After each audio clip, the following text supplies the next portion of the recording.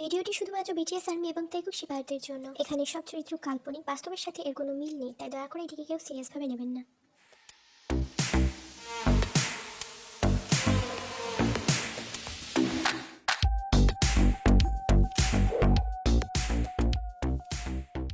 মা, মা। হ্যাঁ বেটা, একটু বসো, খাবার রেডি হয়ে গেছে। জাঙ্কুক থেকে আয়ুর দিকে ঠেলে দিয়ে বলে, যত তাড়াতাড়ি সম্ভব তেকে কিচেনের কাজগুলো সব শিখিয়ে দেবে। কিন্তু বেটা, আমি তো আছি সবের জন্য।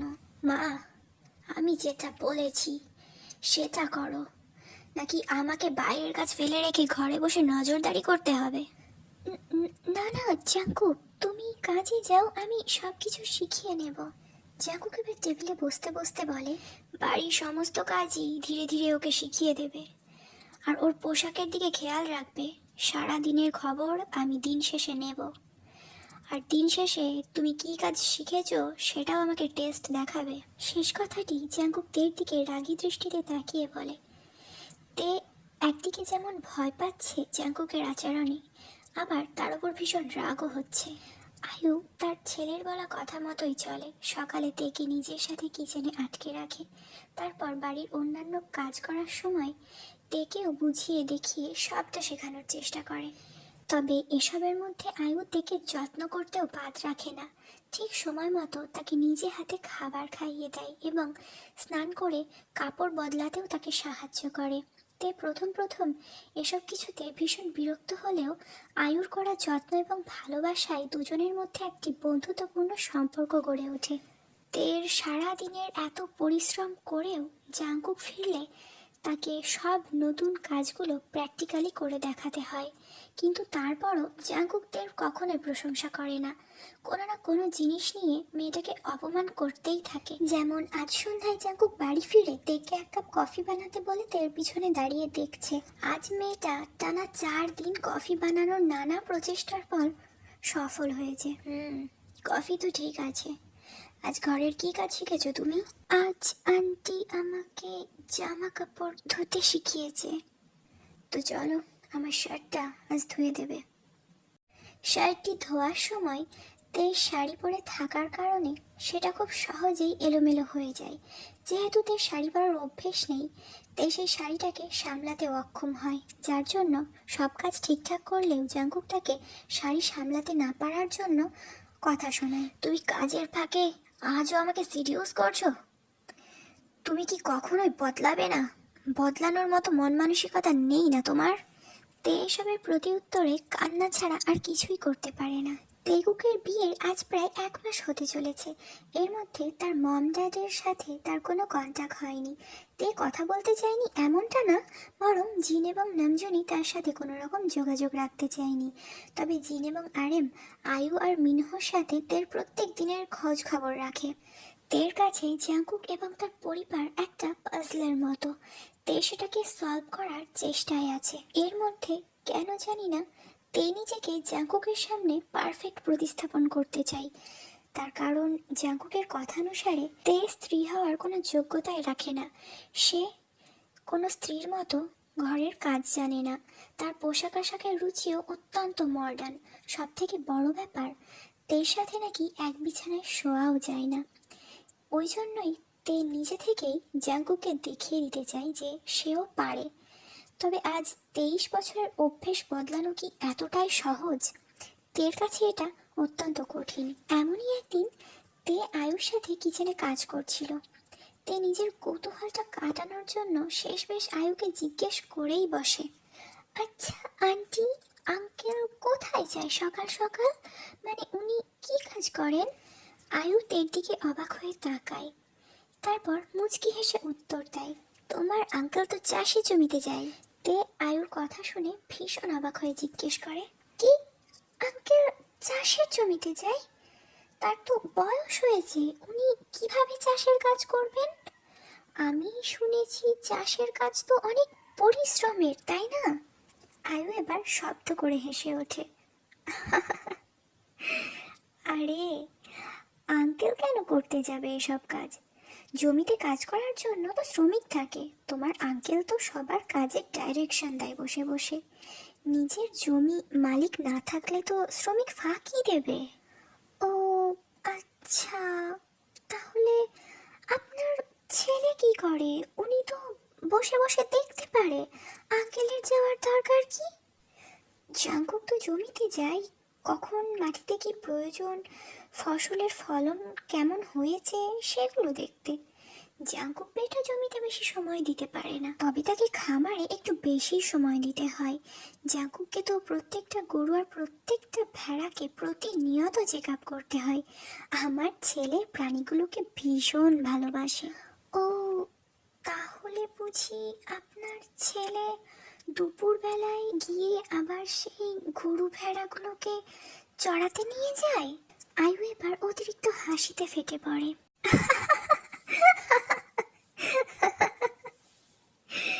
আরে না না, গরু ভেড়া দেখাশোনা করার জন্য অন্য মানুষ থাকে। আসলে ব্যাপারটা কি জানো তো, আমার বেটা একজন ইঞ্জিনিয়ার, নিজের ডিজাইন এবং মডেলগুলোকে বড় বড় কোম্পানিতে বিক্রি করে। তবে জাঙ্কুক বেটা কখনোই নির্দিষ্ট কোনো কোম্পানির হয়ে কাজ করে না, কেননা পৈতৃক জমির সঠিক পরিচর্যাটাও জাঙ্কুক নিজের দায়িত্ব বলেই মনে করে। ওই জন্যই তো ফার্মিং শিখেছে, এগ্রিকালচার শিখেছে। আমি জাঙ্কুককে বলবো তোমাকে জমি আর খামারটা একদিন ঘুরে দেখাতে। তুমি যেমনটা ভাবো জায়গাটা একদমই তেমনটা নয়। তাই আয়ুর কথাগুলো মন দিয়ে শোনে সে এটুকু বুঝতে সক্ষম হয়েছে এখানে কৃষি পদ্ধতি এবং ফার্মিং দুটোই অ্যাডভান্স টেকনোলজিতে হয়ে থাকে। এবার ধীরে ধীরে জাঙ্কুকের প্রতি তের সব রকম পাজল সলভ হয়ে আসে। আজ জাঙ্কুক সন্ধ্যায় বাড়ি ফিরে তেকে একটা অমলেট এবং এক কাপ চা বানাতে বলে প্রতিদিনের মতোই তের পিছনে দাঁড়িয়ে সুচারু দৃষ্টিতে সবকিছু পর্যবেক্ষণ করে। চা বানিয়ে জাঙ্কুকের হাতে কাপটা দেওয়ার সময় জাঙ্কুক লক্ষ্য করে তের সারা মুখ জুড়ে কেমন একটা খুশির আভা ছড়িয়ে আছে, যা আজ পর্যন্ত ছিল শুধু বিরক্ত মাখা। এটা দেখে জাঙ্কুক কোনো না কোনোভাবে নিজেও খুব খুশি হয়ে যায়। চায়ের কাপে একটা চুমুক দেওয়া মাত্রই জাঙ্কুক বুঝতে পারে খুব বেশি মিষ্টি হয়েছে। জাঙ্কুক চায়ে মিষ্টি একদমই পছন্দ করে না, তবে আজ সে আর তেকে কিছু বলে না। পরক্ষণেই তে জাঙ্কুকের মুখোমুখি হয়ে দাঁড়িয়ে নিজেই জিজ্ঞেস করে, চা কেমন হয়েছে? জাঙ্কুক লক্ষ্য করে তের মুখ জুড়ে এখনো সেই হাসিটা ছড়িয়ে আছে। জাঙ্কুক এর কারণটা না বুঝতে পারলেও নিজের মনের মধ্যে কিছুটা শান্তি পায়। ভালো হয়েছে, এবার অমলেটটা বানাও। তে আবার ওভেনের দিকে ঘুরে দাঁড়িয়ে ফ্রাই প্যানটা হাতে নিয়ে ওভেনে চড়িয়ে ডিমটা হাতে নিয়ে নাড়াচাড়া করছে। জাঙ্কুক এটা বুঝতে পেরে তের কাঁধের পাশে নিজের মাথাটা নামিয়ে এনে ফিস ফিস করে তেকে জিজ্ঞেস করে, এনি প্রবলেম? আমাকে বলতে পারো? তে তার খুব কাছে জাঙ্কুকের শ্বাস প্রশ্বাস অনুভব করতে পেরে শিউরে ওঠে। আজ প্রথমবারের মতো জাঙ্কুক তের এতটা কাছে এসেছে এটা বুঝতে পেরে তে পাশ ফিরে দেখে জাঙ্কুক তার খুব কাছে। এটা দেখে তে তৎক্ষণাৎ লজ্জায় অন্য পাশ ফিরে যায়। তে নিজেও জানে না হঠাৎ করে এতটা নার্ভাস সে কেন ফিল করছে, এতটা লজ্জায় বা তার ভেতরে কখন এলো। তবে জাঙ্কুক তের এমন অবস্থা দেখে মনে মনে ভীষণ মজা নিচ্ছে। নিজেকে কিছুটা সামলে তাই জাঙ্কুকের থেকে সামান্য দূরত্ব বজায় রেখে মাথাটা নিচু করে দুই হাতে শাড়ির কুচি কচলাতে কচলাতে বলে, আসলে হয়েছে কি, আমি না। জাঙ্কুক এবার নিজের মুখটা তের সামনে নামিয়ে এনে তের চোখের দিকে তাকিয়ে বলে, are you nervous? What happened, tell me. তে এবার তার দুই চোখ খিচে বন্ধ করে এক নিঃশ্বাসে বলে, আমি গত 6 দিনে 42টা ডিম নষ্ট করে ফেলেছি, এখনো ঠিক করে ডিম ভাঙতে সাকসেস হতে পারিনি। এইটুকু ব্যাপারের জন্য তুমি এতটা টেনশন করছিলে? তে তে এবার মাথা তুলে জাঙ্কুকের দিকে গোল গোল চোখ করে ভাবে, যে মানুষটা কখনো ভুল না করলেও আমাকে খোঁচা মেরে কথা বলতে ছাড়েনি, বকাবকি করতে ছাড়েনি, অপমান করতে বাদ রাখেনি, আজ কি হলো, এত ভালো ব্যবহার কেন করছে? তারপর জাঙ্কুক তের হাত ধরে তাকে ডিম ভেঙে অমলেট বানিয়ে দেয়। এরপর তেকেও প্রসেসটা ভালো করে বুঝিয়ে দেয়। জাঙ্কুকের এমন আচরণে তে তো আজ দ্বিগুণ খুশি হয়ে যায়। এরপর থেকেই তে লক্ষ্য করেছে জাঙ্কুক তাকে জোরপূর্বক ঘুম থেকে টেনে তোলে না, আবার এখন তো শাড়ি পরার জন্যও তাকে জোর করে না, বরং জাঙ্কুক নিজেই তেকে শাড়ি রেখে সালোয়ার পরতে বলেছে। কোনো কাজ না পারলে জাঙ্কুক এখন আর তেকে কোনো রকম বকাঝকা করে না, নিজেই সেটা তেকে বুঝিয়ে দেয়। তে এইসব নিয়ে আজকাল বেশ হাসি খুশিই থাকে। সে বুঝতে পেরেছে তার স্বামী নামক পুরুষটা কোনোভাবে তার উপর সন্তুষ্ট হয়েছে, কিন্তু তে নিজেও জানে না কেন সে এই মানুষটাকে এতদিন ধরে সন্তুষ্ট করার চেষ্টা করেছে। অপরদিকে জাঙ্কুকও লক্ষ্য করেছে তে আজকাল যেন তাকে ঘুরে ফিরে দেখে, আনমনে কেমন মুচকি মুচকি হাসে, জাঙ্কুকের সাথে নিজে থেকেই কথা বলার চেষ্টা করে, আর জাঙ্কুকের আশেপাশেই ঘুরে বেড়ায়।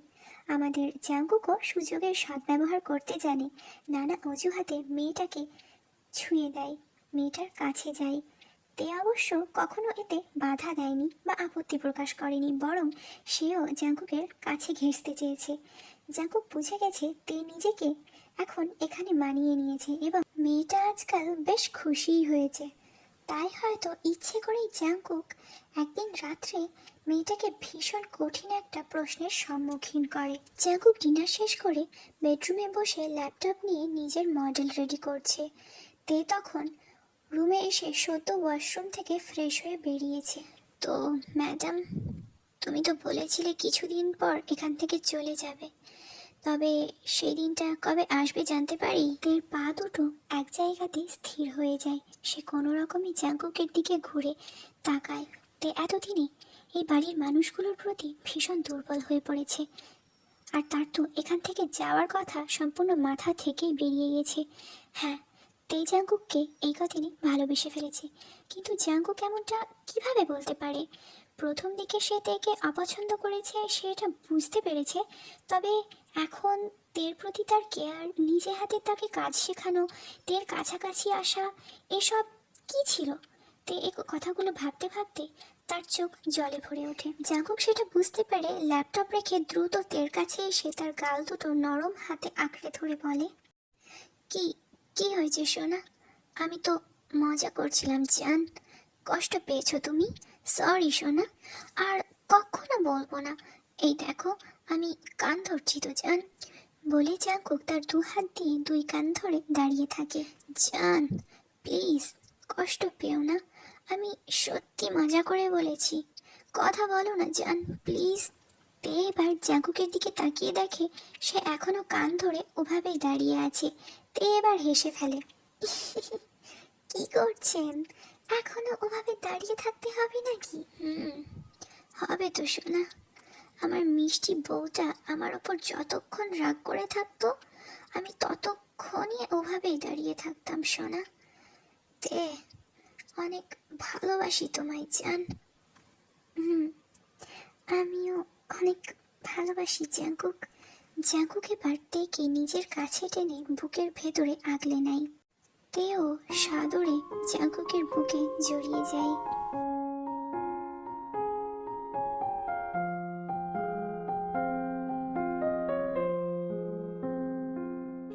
কিছুক্ষণ একে অপরের বুকে এভাবেই থাকার পর তে বলে, ছাড়ুন এবার, কি করছেন?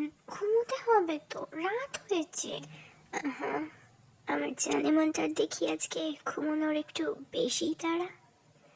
আচ্ছা চলো, আজ থেকে আমার সাথে বেডে ঘুমোবে। একদম না, আপনার মতলব আমি খারাপ দেখছি, আপনার সাথে শোয়া যাবে না একদম। এই দেশো না, আমি কিছু করবো না জানে, শুধু আমার মিষ্টি বউটাকে বুকে জড়িয়ে ধরে সারাটা রাত কাটিয়ে দেবো, প্রমিস সোনা। না না, আমি তো থাকবো না। কি করছেন?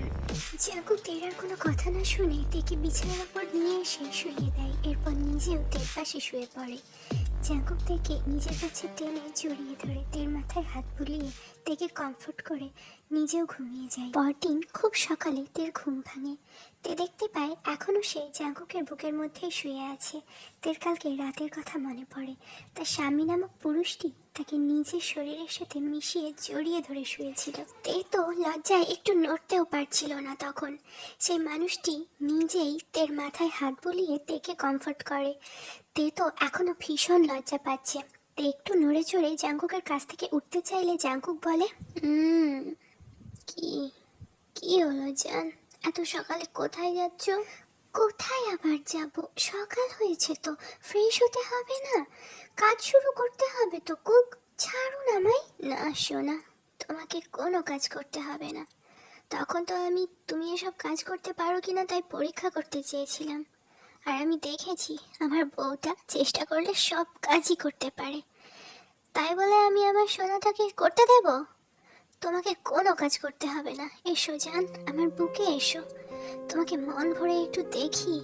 এই স্নিগ্ধ সকালে তোমার মুখটা একদম পরীর মতো লাগছে সোনা। তেই জাঙ্কুকের এমন কথা এবং ব্যবহারে অবাকের উপর অবাক হচ্ছে। তার মানে আপনি আমাকে এতদিন টিজ করেছেন কাজ শেখানোর জন্য? হ্যাঁ সোনা, তোমাকে আদর করে বললে বুঝি তুমি শুনতে?